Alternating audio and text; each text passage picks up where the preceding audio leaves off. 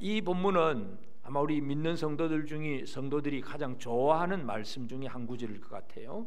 자주 읽고 좋아하는 그런 말씀입니다. 여호와는 내게 힘을 주시고, 그래서 우리는 새 힘을 얻어서 독수리가 날개치고 올라감 같을 것이고 다른 박질해도 곤비하지 아니하고 걸어가도 피곤하지 아니하리로다. 아멘. 우리 참 좋아하는 말씀들이죠. 자, 하나님의 백성들에게 이사야 선지자는 너희는 위로하라 하면서 그 백성들에게 어떠한 삶을 살아야 되느냐, 그래서 그 위로받을 백성들, 첫째는 하나님이 어떤 분인가를 알아야 되는데, 그러면서 이제 하나님을 알아야 되는데 제대로 알지 못하면 어떻게 되느냐 이거예요. 제대로 알지 못하면, 하나님을 제대로 알지 못하면 어떻게 되나. 그래서 그렇게 하지 말고 진짜 하나님을 아는 사람은 여호와를 앙망하는 것이다. 앙망하라. 그래서 오늘 말씀의 제목이 여호와를 앙망하라 하는 말씀입니다. 이 앙망이라고 하는 것은 기다리고 또 기대하고 바라보고 또 뭔가를 얻어보려고 애를 쓰는, 그 뭔가 이 수집하는 그런 것들이 바로 이 앙망이라고 하는 단어예요. 그래서 오늘 우리는 진짜 하나님의 앞에서 앙망하고 하나님 주신 힘으로 진짜 힘 있는 생활을 사느냐, 아니면 늘 피곤하고 곤비하고 넘어지고 쓰러지고 자빠지고, 그래서 아이고 목사님 기도해 주세요, 나 못해요 안 돼요 기도해 주세요 기도해 달라는 소리 잘하는데 늘 쓰러져 있는 생활이냐, 진짜 힘 있는 생활이냐, 오늘 우리가 이 말씀을 함께 생각하고자 합니다. 이 본문의 말씀은 물론 이사야는 미래에 대한 사건의 예언 속에서 이 말씀을 하지만, 여기 나타나는 그 문장의 그 문법들을 보면 미래 사건만의 얘기가 아니라 이 원리는 늘 현재나 과거나 어떤 시대에든지 다 걸쳐 적용되는 그런 말씀으로 그 문법을, 그 동사들을 그렇게 사용을 하고 있습니다.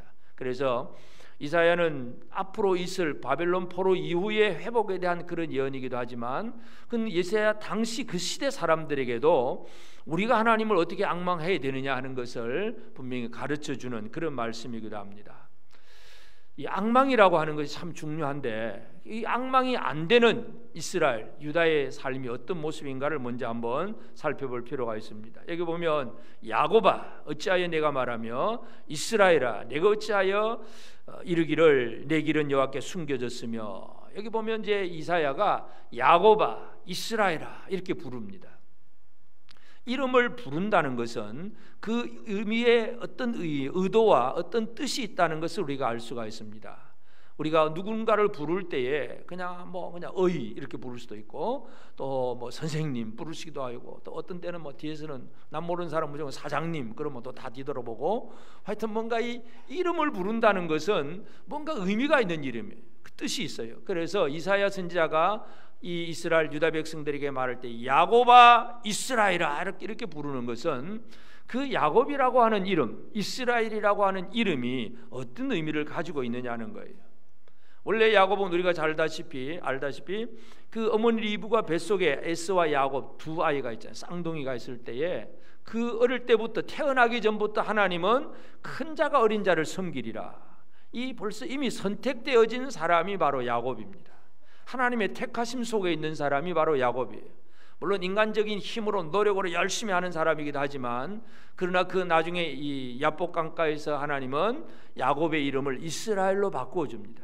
사람과 겨루어 이기는 사람이 아니라 하나님과 겨루어 이긴 사람이다. 결국 이 얘기는, 야곱아 이스라엘 하는 얘기는 그 이스라엘 유다 백성들이 우리는 하나님 앞에서 언약이 맺어진 하나님과의 언약 백성이다 하는 그 얘기를 강조시키고 있다는 거예요. 자존감, 내가 누구인가를 깨우쳐 주는 데 있어서 우리는 흔히 늘 자기 자신을 비하하고 나는 아무것도 못해, 나는 그냥 못 살아서 못 배워서 못해. 이 자존감이 아주 극도로 약해진 사람이 있어요. 이 사람은 앙망이 안 됩니다. 앙망한다는 얘기는 내가 누구인가를 깨닫는 여기서부터 시작을 합니다. 그래서 우리는 이사야가 야곱아 또는 이스라엘아 이렇게 계속 부르는 것은 그들이 누구인가를 일깨워주는 그 외침이에요. 그래서 우리의 어떤 상황보다 더 중요한 것은 상황이 어떠하든지 간에 하나님과의 관계가 소중해요. 그래서 나는 누구인가를 먼저 깨닫는 것이 참 중요합니다. 사무엘서에 보면 사무엘이 이스라엘 백성들을 향해서 이런 얘기를 해요. 이스라엘 백성들이 우리도 인간 왕이 좀 필요합니다. 눈에 보이는 임금 좀 세워주세요 하고 왕을 구했을 때에 사무엘이 별로 안 좋아했고 하나님도 별로 안 좋아했었어요. 그러나 그렇게 안 좋아하긴 하고 그래서 그들을 책망하기는 해요. 그래도 어떤 말을 주냐 하면 사무엘상 12장 22절에 보면 여호와께서는 너희를 자기 백성으로 삼으신 것을 기뻐하셨으므로 여호와께서는 그의 크신 이름을 위해서라도 자기 백성을 버리지 아니하실 것이다. 너희가 인간왕을 구하는 잘못이 있기는 하지만 그러나 결코 버리지는 않겠다. 이게 하나님 은혜의 약속이에요. 우리가 누구인가를 기억해야 됩니다. 우리에게는 고난이 있을 수 있습니다. 여러 가지 힘들고 어려운 일도 있을 수 있습니다. 그러나 하나님 앞에 언약이 있는 하나님의 백성들은 하나님께로부터 버림을 받지 않는다는 것입니다. 고난은 있지만 버림을 당하지는 않습니다. 우리에게 힘들고 어려운 일은 있지만 하나님은 우리를 버리지 않습니다. 내가 누구인가, 이 자존감을 다시 한번 회복하는 게 중요해요. 그래서 이 이사야 선지자는 야곱아 이스라엘아 부르면서 너희들이 도대체 누구인지 좀 알아라, 그 얘기예요. 알아라. 우리는 하나님의 자녀, 하나님을 아버지라고 부르는 사람이잖아요. 내 자신이 누구인가에 대한 자존감, 이것을 우리가 다시 한번 잘 회복할 필요가 있습니다. 그래서 이 앙망을 하는 사람, 앙망이 안 되는 사람은 그 차이점입니다. 나는 하나님의 백성이다, 하나님의 아들이다. 그러면 예를 들어서 나는 대통령의 아들이다 그러면 대통령 앞에 가서 자신감 있게 말을 할 수 있습니까? 아이고 우리 대통령 앞에 내가 못 가겠다. 아들이 그런 얘기를 하겠습니까? 아들은 아버지 앞에 가잖아요. 아버지 앞에. 그가 대통령이든 왕이든 누구든지 간에 내가 누구인가를 깨닫는 것, 자존감, 이것이 오늘 우리에게 필요해요. 많은 사람들이 그냥 내게 있는 어떤 어려운, 힘들고 어려운 상황 때문에 아이고 나는 못 살겠다, 안 되겠구나, 큰일 났다, 못 살겠다, 늘 그런 식의 생활을 살고 있어요. 그것이 바로 앙망이 안 되는 생활이에요. 두 번째로 이 앙망하지 못하고 있는 이스라엘 백성들은 뭐라 그럽니까? 27절에 야곱아 어찌하여 네가 말하며 이스라엘에 네게 이르기를 내 길은 여호와께 숨겨졌으며 내 송사는 내 하나님에게서 벗어난다 하느냐. 내 길은 여호와께서 숨겨졌다. 하나님이 안 보신다 그 말이죠. 내 송사, 내가 열심히 하나님 앞에 기도했는데 하나님은 안 들어주신다는 얘기예요.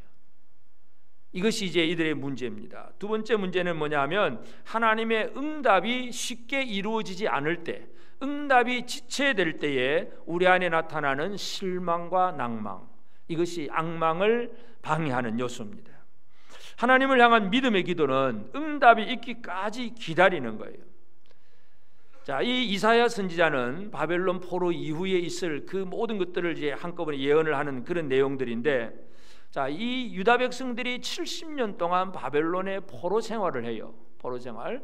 그러면 70년이라고 하는 시간은 쉽게 말해서 한 세대, 한 인간의 그저 70, 80 사는 그런 세대라면 바벨론 포로로 잡혀갈 때 어린아이 같으면 평생 남의 나라에 가서 노예로 살거나 그냥 무시당하고 멸시당하는 그런 삶을 살 수밖에 없어요.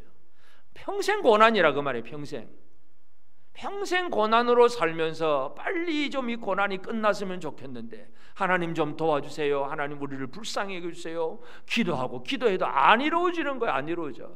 왜냐하면 하나님의 시간표는 이미 정해져 있어요. 근데 우리의 시간표를 가지고 하나님 이렇게 빨리 좀 해주세요 하는데 내 시간표대로 하나님이 안 움직여 주세요. 그때에 우리 속에 나타나는 것이 바로 실망과 낭망이에요. 여러분, 이거는 우리 믿음이 부족해서 못나서 그런 게 아니에요. 믿음이 아주 좋은 사람들도 이런 것들을 쉽게 그렇게 나타내요. 엘리야도 마찬가지인데 열왕기상 19장 4절에 보면 자기 자신은 광야로 들어가 하룻길쯤 가서 한 로뎀 나무 아래 앉아서 자기가 죽기를 원하여 이르되 여호와여 넉넉하오니 지금 내 생명을 거두시옵소서. 나는 내 조상들보다 낫지 못하나이다. 한마디로 죽겠습니다. 못 살겠어 죽겠습니다. 이 엘리야가 어떤 사람이었어요? 불과 하루 이틀 전에는 갈멜산 꼭대기에서 바알과 아세라 선지자 850명을 이기도록 기도하고 하늘에서 불이 떨어지게 한 선지자였어요. 능력의 선지자였어요.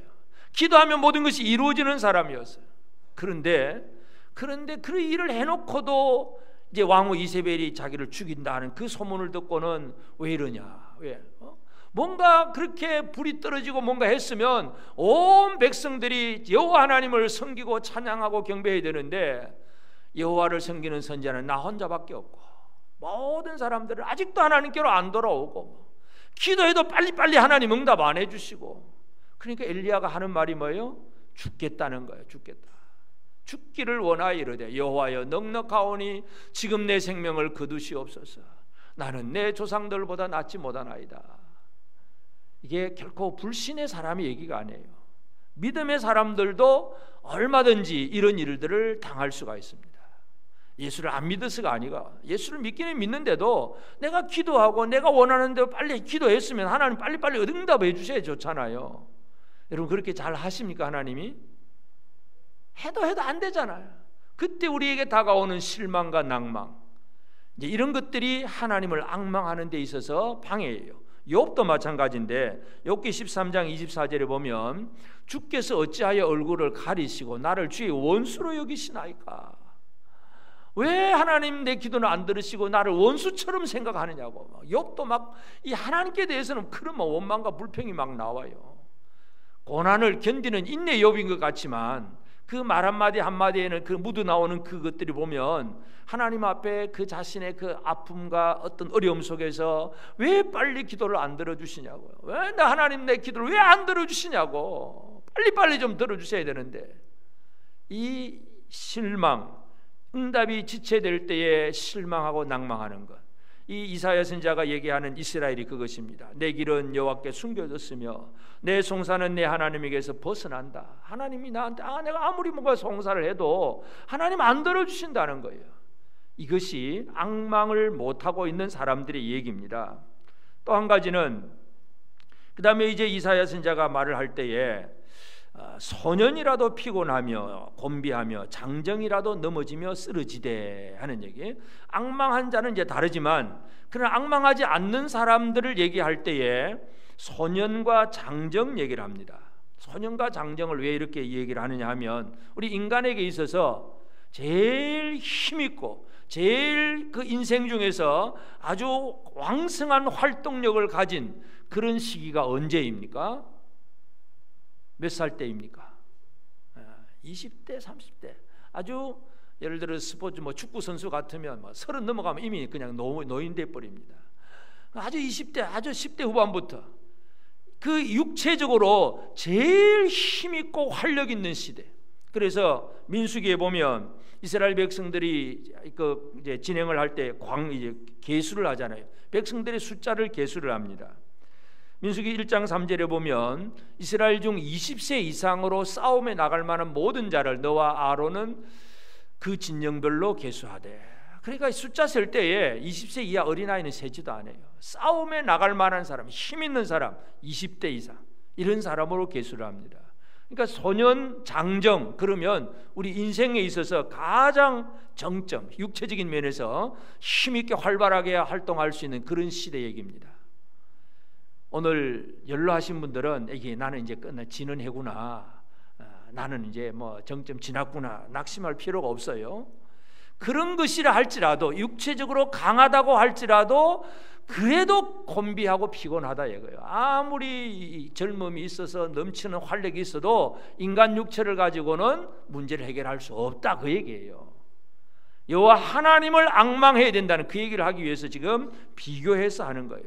다시 말해서 이 육체의 아주 강력함, 소년과 장정, 이 얘기는 인간의 어떤 장점이라고도 얘기할 수 있습니다. 가진 힘. 그래서 하나님을 의지하지 않는 사람들은 대부분 사람의 자기 자신의 장점을 의지합니다. 배웠다, 가졌다, 나는 체험을 했다, 나는 기술이 있다, 나는 뭔가를 안다, 내 친구들이 많다, 난 내 자리는 튼튼하다, 늘 내 걸 가지고 그것이 힘이 되어버렸어요. 그런데 그 모든 것들이 얼마 못 가요. 피곤하고 곤비하고 쓰러지고 넘어지고 자빠지고. 이게 인생의 모습이잖아요. 그래서 여호와를 앙망하라고 할 때에 이 앙망이 안 되는 이스라엘의 모습이 바로 그런 얘기들이에요. 그래서 자존감을 잃어버렸다든지 기도는 하기는 하는데 응답이 지체되니까 낙심하고 있다든지, 또는 하나님의 힘이 아니라 인간의 힘을 의지하고 있다든지, 이것이 늘 문제예요. 이것은 옛날에나 이사야 선지자 당시에나 지금 우리 시대나 앞으로 다가오는 세대에도 똑같은 원리가 똑같이 적용되는 그런 말씀입니다. 그래서 이사야 선지자는 이런 사람들에게 오직 여호와를 앙망하는 자는 새 힘을 얻으리니, 이런 얘기를 합니다. 여호와를 앙망하라. 여러분, 하나님을 앙망하십니까? 네, 앙망해요. 여호와를 앙망하라. 결국은 우리는 이 땅에 오신 예수 그리스도를 앙망하는 우리가 되어져야 됩니다. 예수를 믿는다는 얘기는 예수를 앙망하는 거예요. 그러면 예수님은 우리에게 어떤 분으로 오셨느냐 하면, 너는 28절에 보면 너는 알지 못하였느냐, 듣지 못하였느냐, 영원하신 하나님 여호와 땅끝까지 창조하신 이는 피곤하지 않으시며 곤비하지 않으시며 명철이 한이 없으시며. 이사야는 하나님을 얘기할 때에 첫째로 영원하신 하나님 여호와다. 하나님은 영원하신 하나님이다, 그 얘기를 합니다. 그래서 이 땅에 오신 예수 그리스도도 하나님을 드러내는데, 하나님을 어떻게 드러내느냐, 이 하나님이 우리에게 이제 드러나도록 예수님께서 하시는 역할, 이것을 잘 이해할 필요가 있습니다. 히브리서 6장 20절에 보면 그리로 앞서가신 예수께서 멜기세덱의 반차를 따라 영원히 대제사장이 되어 우리를 위하여 들어가셨느니라. 여러분, 예수님이 대제사장이라는 얘기는 옛날 그 시대 십자가 졌을 그 순간만큼 그 시대 사람들만을 위한 그런 대제사장이 아니라 영원한 대제사장이라는 얘기예요. 영원히 대제사장이라는 얘기는 모든 시대의 모든 사람들에게 대제사장의 역할을 감당하신다는 것입니다. 오늘 우리는 우리가 어떤 사람인가를 이해해야 됩니다. 우리의 자존감, 우리는 어떤 사람입니까? 대제사장이 있는 사람입니다. 대제사장이 있다는 얘기는 하나님 아버지 앞에 나갈 길이 있는 사람이라는 얘기예요. 내가 누구입니까? 길이 있는 사람이에요. 여러분, 하나님 아버지 앞에 나아갈 수 있는 길이 있는 사람들입니다. 우리는 이 자존감을 잃어버린, 믿음을 가졌다고 하지만 자존감을 잃어버린 사람은 힘들고 어려울 때마다 아이고 이제 끝났다, 못 살겠다, 안 되겠구나, 모든 길이 다 가로막혔다고 생각을 하고 있어요. 예수 그리스도는 영원한 대제사장으로서 살고 계십니다. 영원 속에 살고 계시기 때문에 우리가 할 일이 뭐겠어요? 우리는 끝없는 기다림이죠. 주님이 응답하실 때까지 우리도 물론 영원까지 흉내는 못 내지만 그냥 또 기다림에 있어서는 또 아주 그냥 할 수 있을 정도로 열심히 기다릴 수 있어야 됩니다. 이것이 앙망이라고 하는 것입니다. 여호와를 앙망하라. 앙망은 기다림입니다. 응답하실 때까지 기다리는 거예요. 그러면 예수님은 우리에게 무엇을 약속하고 우리는 뭘 앙망하고 기다리느냐 하면, 요한계시록 22장 12절 13절 보면 보라 내가 속히 오리니, 예수님 첫째로 오실 것에 재림에 대한 약속을 하셨어요. 그 다음에는 내가 줄 상이 내게 있어, 상 주시려고 온다는 얘기예요. 각 사람에게 그가 행한 대로 갚아주리라. 나는 알파와 오메가요, 처음과 마지막이요, 시작과 마침이라. 예수는 영원하신 분이요, 알파 오메가, 처음과 시작과 마침, 모든 영원성 가진 예수님이 오신다고 얘기해요. 뭐하러 오신다고요? 상주로 오신다고요. 믿는 자들에게, 기다리는 자에게 상주로 오십니다. 기다릴까요? 기다리다가 말까요? 밤새도록 안 오면 기다리다가 말아야 되겠죠. 이 앙망이라고 하는 것은 주님이 우리에게 나타나셔서 이 우리에게 약속하신 그 상을 주실 때까지 기다리는 것이 바로 앙망입니다. 당장 안 이루어진다고 그냥 소용없다고 모르겠다고 그게 아니라 우리는 하나님의 자녀이고 대제사장 예수 그리스도 안에 주님과 함께하는 사람으로서 예수께서 우리에게 주실 은혜를 바라보면서 끝없이 기다릴 줄 아는 사람이 되어야 됩니다. 우리 옆 사람에게 한번 격려합시다. 주님의 상을 끝없이 한번 기다려 봅시다. 우리는 상을 기다리는 사람이에요. 얼마나 복된 사람이에요. 상 받을 것을 기다리는 사람들이에요. 그리고 예수님은 또 이 하나님은 어떤 분이냐? 영원하신 하나님 여호와 땅끝까지 창조하신 이는, 하나님은 땅끝까지 창조하신 하나님이세요. 그래서 이 예수님의 그 사역이 마찬가지인데, 예수님의 사역도 그 창조의 능력, 그리고 이 땅에 사람으로 오셨지만 능력을 가지고 사역하신 분이 바로 예수님입니다. 사도행전 10장 38절에 보면 하나님이 나사렛 예수에게 성령과 능력을 기름 붓듯 하셨음에, 성령과 능력을 기름 붓듯 하셨고 그가 두루 다니시며 선한 일을 행하시고 마귀에게 눌린 모든 사람을 고치셨으니 이는 하나님이 함께 하셨습니다. 예수님의 모든 사역은 성령과 능력을 기름 붓듯 부으시는 그 능력을 가지고 선한 일을 행하셨어요. 그냥 이 세상을 한번 창조해놓고 끝나는 것이 아니고 마귀에게 눌린 모든 사람들을 고치시면서 구원하는 하나님의 역사를 이루셨습니다. 예수님은, 육체를 입으신 예수님은 어떤 때는 피곤을 느끼기도 해요. 아주 피곤해서 배를 타고 그냥 곤해서 주무시기도 해요. 육체로 피곤은 예수님이 있습니다. 그러나 사역을 이루지 못할 피곤과 곤배함은 예수님께는 없습니다. 하나님이 원하시는 사람을 구원하는 그 사역을 하는 데 있어서는 능력의 주님입니다. 곤비하고 이거 못하겠다 이게 없습니다. 여러분은 어떻습니까? 여러분은 하나님이 하신 일에 대해서 못하겠다 소리가 나오십니까? 끊임없이 피곤함이 없이 열심히 주의 사명을 감당할 수 있으십니까?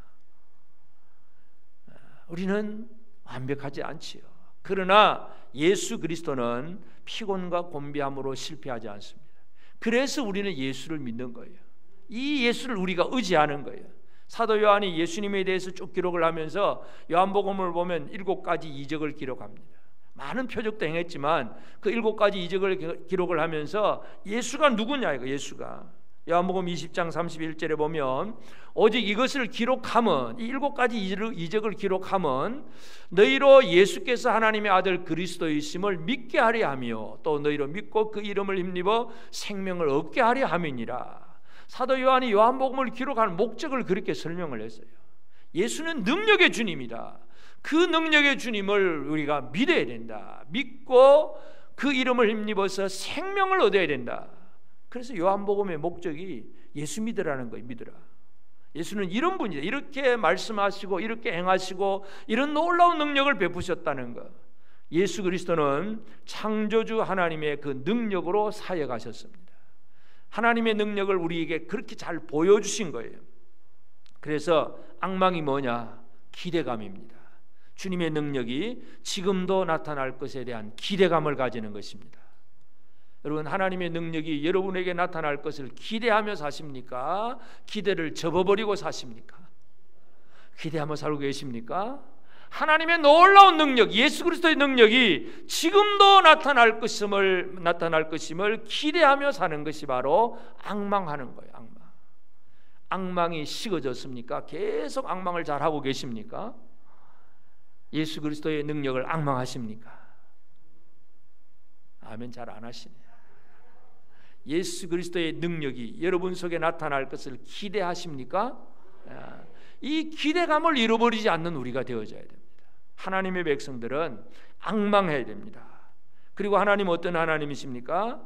하나님은 피곤한 자에게는 능력을 주시며 무능한 자에게는 힘을 더하시나니, 뭔가 주시고 더하시는 하나님이세요. 이 하나님의 본성인데, 그럼 예수님이 이 땅에 오셔서 사람들에게 무엇을 더해 주셨습니까? 예수님은 이 땅에 오신 목적이 뭐냐 하면 사람들에게 뭔가 하나님의 은혜를 베풀어 주시기 위해서 오신 거예요. 요한복음 1장 14절에 보면 말씀이 육신이 되어 우리 가운데 거하심에 우리가 그의 영광을 보니 아버지 독생자의 영광이요 은혜와 진리가 충만하더라. 은혜와 진리가 충만하더라. 은혜라고 하는 것은 그냥 값없이 거저 주시는 거예요. 하나님의 은혜를, 하나님의 모든 것들을 우리에게 주시기 위해서 이 땅에 사람이 되어 오신 것입니다.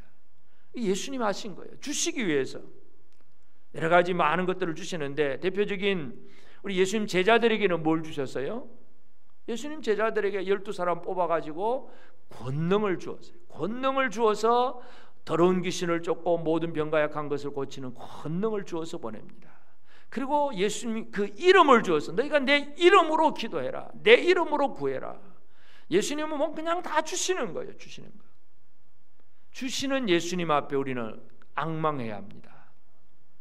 이 앙망이라고 하는 그 히브리어 카와 단어를 이제 동사역으로 보면 이게 수집한다, 뭔가 수집하는 거예요. 콜렉트, 수집하는 거, 모으는 거예요. 여러분, 우리가 옛날 저도 그 뭐 중고등부 시절 그 시대는 한참 취미가 뭐냐 물으면 우표 수집 그런 하나 있었어요. 우표 수집 좀 해보셨습니까? 옛날 연세 드신 분들. 요즘 청소년들 우표 개념이 별로 없지요. 뭐 편지도 쓸 일이 없으니까. 옛날에는 그게 다 그냥 우표 수집, 그 취미였어요. 그러면 우표 수집할 때 어떻게 합니까? 남의 집에, 남의 친구 집에 놀러 갔어도 뭐 편지 봉투만 보이는 거예요. 그러니까 우표가 붙어 있으면 야, 이거 이 우표 냈다 가자. 그냥 눈에 뭐가 보입니까? 다른 거 안 보여. 편지 봉투만 보이고 우표 있는 거 그것만 보이고. 여러분, 수집한다는 얘기는 자기의 어떤 취미 생활일 수도 있지만 그 수집을 하는 순간 모든 시선과 시각이 어디에 고정이 됩니까? 자기가 원하는 그것만 쳐다보는 거예요. 우리 중에 또 이렇게 주변에도 보면 뭐 연로하신 분들 중에 가끔 폐지를 수집하는 분 있잖아요. 그게 뭐 나쁜 일도 아니고 천한 일도 아니에요. 얼마든지 할 수 있는 일인데, 자, 이렇게 폐지를 수집하려면 길 가다가 뭐만 보입니까? 다른 게 안 보여. 박스만 보여. 뭔가 이 꽂히는 거예요. 앙망이 그거예요. 앙망이 하나님의 은혜만, 예수 그리스도로부터 나오는 은혜만 쳐다보이는 거예요. 그거 받으려고, 그거 그냥 끌고 모으려고 애를 쓰는 것, 이것이 바로 앙망입니다. 주의 은혜를 앙망하십니까? 은혜 받아도 그만, 안 받아도 그만, 뭐 설교를 하든지 말든지 나는 스마트폰이나 볼래. 앙망이 없어. 앙망이라는 것은 수집이에요. 어떻게 하든지 내가 바라고 원하는 거 그거 하나 그냥 모아보려고, 하나라도 더 모아보려고 부탁까지도 해요. 제가 그 지난주에 어떤 장로님 가정 가니까 그 따님의 그 콜렉터가 수집이 뭐냐면 이 스타벅스 나오는 그 텀블러라든지 뭐 머그잔이든지 하여튼 그 스타벅스 제품, 한국에 있는 것만 아니라 세계로 여행을 다니면서 그냥 돈데 가서 그냥 다 사다가 다 진열을 해놨어요. 깜짝 놀랐어요. 이야, 대단하다. 근데 그분 마지막 부탁이 뭔지 아세요? 목사님 혹시 해외 나가시거든 스타벅스 한번 들리시고 뭔가 생기시면 또 구해주세요. 부탁까지 하더라고요. 자기가 직접 나가서 하지만 그냥 해외 가는 사람한테 부탁까지 해요. 그만큼 수집이라고 하는 것은 그게 온 마음과 정성을 쏟아붓는 거예요. 모으려고 애를 쓰는 거예요. 앙망은 주의 은혜를 받아보려고 애를 쓰고 내가 간증하려고 애를 쓰는 것. 하나님의 은혜, 예수 그리스도의 은혜는 주시는 분이잖아요. 주는데 받을 생각도 없다 그러면 안 되잖아요. 주님은 주시는 분입니다. 그럼 우리가 뭘 해야 됩니까? 수집을 해야죠. 받으려고 애를 써야죠. 받으려고. 주의 은혜를 수집하려고 어떻게 하든지 눈을 부릅뜨고 이게 은혜인가 저게 은혜인가 그냥 받아보려고 애를 쓰는 것, 이것이 앙망함입니다. 앙망은 기다림이고, 앙망은 기대함이고, 앙망은 수집하는 것입니다. 주의 은혜, 여호와를 앙망하라, 예수를 앙망하라. 그러면 이 앙망하면 어떤 삶을 사느냐, 어떻게 되느냐 하는 문제예요. 앙망이 안 된 사람과 앙망이 된 사람의 차이점. 자, 아까 우리는 앙망이 안 된 사람, 막 피곤하고 곤비하고 인간 힘을 의지하는 뭐 소년장정 그 얘기를 했는데, 오직 여호와를 앙망하면 이제 어떻게 되느냐? 새 힘을 얻습니다. 새 힘을 얻는데, 첫째는 독수리가 날개 치며 올라감 같을 것이다. 독수리가 날개 치며 올라간다. 여러분, 독수리가 날개를 친다고 하는 동사는 한글 번역에만 있지 원래 그 히브리 원어에는 날개로 그냥 올라간다, 그렇게 날개 친다는 표현은 없어요. 독수리가 날개 치는 것은 뭐 지상에서 이륙하기 위해서 몇 번 파닥파닥 하지만, 진짜 독수리가 날개를 펴고 어떻게 합니까? 공중에 올라가서는 그냥 기류 타고 그냥 싹 그냥 다니는 거예요. 퍼덕거리지도 않아요. 높은 데로 그냥 슬슬 날아다닙니다. 그러면서 밑에 있는 먹이를 쳐다보는 거죠. 독수리가 날개치며 올라갔다 하는 이 표현은 오늘 우리 하나님 앞에 은혜 받고 하나님을 앙망하는 자의 삶이 뭐냐 하면, 우리는 하늘의 사람이란 얘기예요. 땅의 사람이 아니라 이 하늘의 것을 높은 곳에서 살아가는 그런 사람, 보다 영적인 것, 보다 하늘의 것, 보다 영원한 것, 우리의 삶의 목표가 벌써 이렇게 바뀌어지는 사람이 바로 하늘의 사람입니다. 골로새서 3장 1절 2절에 보면 그러므로 너희가 그리스도와 함께 다시 살리심을 받았으면 위의 것을 찾으라. 거기는 그리스도께서 하나님 우편에 앉아 계시느니라. 위의 것을 생각하고 땅의 것을 생각하지 말라. 위에 누가 있다고요? 그리스도가 하나님 우편에 앉아 계신다. 그 위의 것을 찾으라. 예수님 있는 거 찾으라 이거예요. 이게 하늘의 사람이에요. 여러분, 하늘의 사람으로 사십니까? 땅의 사람으로 사십니까? 옆 사람에게 한번 격려를 합시다. 당신은 하늘의 사람입니다. 이 자존감, 나는 하늘의 사람이다. 나는 이 땅에 살지만 하늘의 사람이고, 이 순간 살지만 나는 영원한 존재이고, 우리는 이 내가 누구인가를 다시 한번 깨달아야 돼요. 독수리가 날개치며 올라간 것 같을 때 이 하늘에서 근데 가만 보면 이 날개를 쭉 펴고 날아다니는데 만약에 공기가 조금도 움직이지 않거나 아주 기류가 하나도 없다면, 공기가 너무너무 평안하다면 독수리는 오히려 날 수가 없습니다. 바람이 불고 기압이 차이가 나고 뭐 그런 것들을 이용해서 날아다니는 거예요. 하늘의 사람들은 고난을 이용할 줄 알고 힘든 상황들을 이용할 줄 아는 사람들입니다. 여러분, 하늘의 사람으로 사십니까? 독수리가 하늘을 날듯이 우리는 영적인 것, 하늘의 사람으로 사는 것. 여호와를 앙망하는 사람은 이와 같이 올라가는 삶을 살게 될 것입니다. 하늘의 사람으로 살게 되기를 바랍니다. 그리고는 또 뭐라고 얘기합니까? 다른 박질하여도 곤비하지 아니하겠고, 달려가는 거예요. 다른 박질하여도 곤비하지 않다. 이 다른 박질이라고 하는 것은 열정이에요. 열정, 사역에 대한 어떤 열정, 뭔가 열심히 달려가는 것. 사도 바울은 자기가 사도가 된 이후에 자기 사역에 열정을 다한 사람입니다. 빌립보서 3장 14절에 보면 표대를 향하여 그리스도 예수 안에서 하나님이 위에서 부르신 부름의 상을 위하여 달려가노라. 사도 바울은 달려가는 사람이에요. 표대를 향하여서 주님이 주신 그 부름의 상을 향하여서 달려가는 사람이에요. 근데 얼마만큼 달려갔느냐? 디모데후서 4장 7절에 보면 나는 선한 싸움을 싸우고 나의 달려갈 길을 마치고 믿음을 지켰으니, 달려갈 길을 다 달렸습니까? 옛날에 한번 달려본 것으로 끝났습니까? 사도 바울은 다 달린 거예요. 우리가 잘못하면 내가 청년 때 내가 한때 열심히 있었을 때 그때 내가 열심히 했다 그러면서 은근히 그게 자랑하는 거예요. 내가 니만 할 때 내 열심히 했다. 근데 지금 뭐 어쩌다는 거예요. 지금 안 달리고 옛날 달린 것 가지고 자랑해봐야 아무 의미가 없습니다. 사도 바울은 사역의 열정인데 얼마만큼 열정입니까? 목표에 도달하기까지 선한 싸움을 다 싸우고 달려갈 길을 마치고 뭔가 이 겨울성선에 도착하기까지 열정을 내는 것, 그것이 바로 하나님 신 힘이 있기 때문에 그런 거예요. 새 힘을 얻으리니 다른 박질하여도 곤비하지 아니하겠고. 여러분, 열심을 내도 여러분 쓰러지지 않습니다. 왜 안 쓰러집니까? 하나님 신 힘이 있기 때문에. 뒤집어 말하면 인간의 힘으로 열심 내는 것은 얼마 못 가서 쓰러집니다. 뭔가 내가 이제 해봐야지 하고 자기 기술, 자기 생각으로 뭔가 열심히 했는데 남들이 안 알아준다든지 뭔가 또 가로막히든지 그러면 쉽게 포기가 돼, 낙심이 돼버려요. 하나님 신 힘이 아니라 자기 힘으로 열심을 내었기 때문에 그렇습니다. 하나님이 주시는 힘을 가질 때에 우리의 열정은 결코 무너지지 않습니다. 넘어지지 않습니다. 옆 사람에게 한 번 더 격려합시다. 당신은 열심 있는 사람입니다. 그 열심, 내 열심이 아니고 하나님 주신 힘으로 하는 열심, 이것이 결코 넘어지지 않는, 곤비하지 않는 그런 삶이 됩니다. 그 다음에 세 번째는 뭐라 그럽니까? 걸어가도 피곤하지 아니하리로다. 걸어가도 피곤치 않다.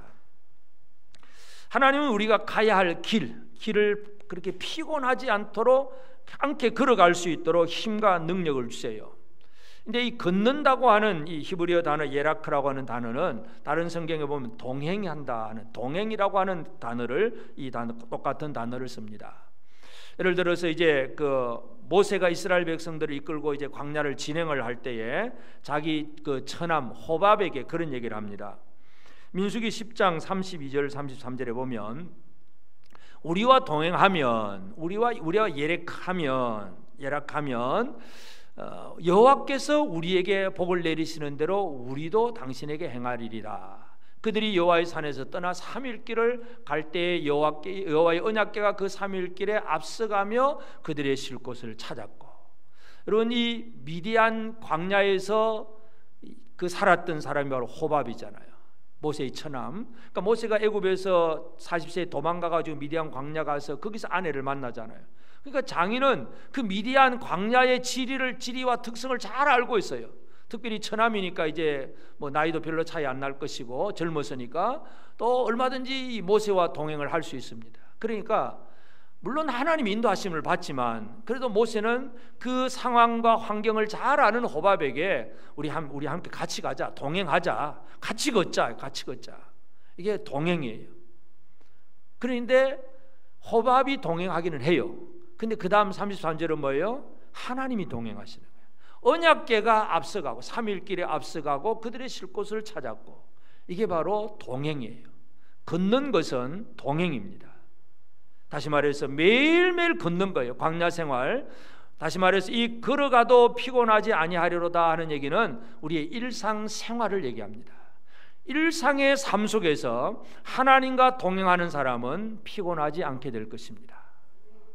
우리 일상의 생활은 평범한 생활이에요. 직장 생활을 하고 또 뭐 사업을 하면 사업을 하고, 뭐 학교에서 공부를 하는 학생들은 공부를 하고, 주부들이 집에서 밥을 하고, 뭘 하든지 간에 일상적으로 늘 하는 생활 속에서 하나님과 함께 걸으면, 하나님 주신 힘으로 걸으면 피곤하지 아니하게 될 것입니다.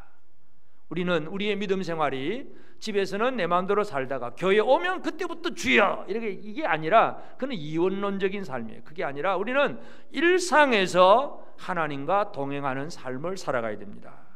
그것이 일상의 삶에서 하나님과 동행하게 될 때에 피곤하지 않게 될 것입니다.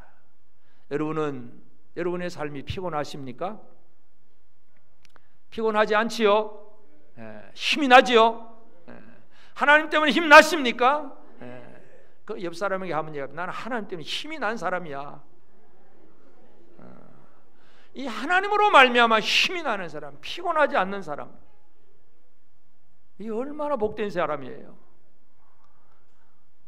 다 많은 사람들이 이걸 다 잊어버리고 살고 있습니다. 여호와를 앙망하는 것, 하나님을 바라보는 그 은혜를 수집하지 않기 때문에, 하나님이신 힘을 얻지 못하기 때문에 늘 우리의 입술에서는 죽겠다, 힘들어 죽겠다, 못 살겠다, 큰일 났다, 안 되겠다. 왜 그 소리가 나옵니까? 여호와를 앙망하지 아니하기 때문에 그렇습니다. 하나님을 앙망하는 우리가 되어지길 바랍니다. 다른 그 앙망이 아니라, 사람이 아니라 여호와를 앙망해야 돼요. 우리는 이 땅의 사람이 아니라 하늘의 사람이에요. 내 자존감이 회복이 돼야 돼요.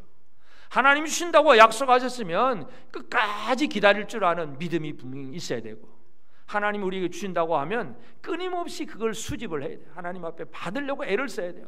말씀 공부도 하고 기도도 하고 사역도 하고 뭔가 자꾸 받으려고 하는 것, 이게 바로 앙망함입니다. 앙망하시길 바랍니다. 그냥 주일 예배 오늘 들었으니까 끝 하고 그냥 마음대로 사는 게 아니라, 어떻게 하면 하늘로부터 내려오는 그 은혜를 내가 더 많이 받을 수 있느냐, 눈을 부릅뜨고 은혜를 받고자 애를 쓰는 그런 사람들이 되어지길 바랍니다. 함께 옆 사람을 격려합시다. 우리 여호와를 앙망합시다.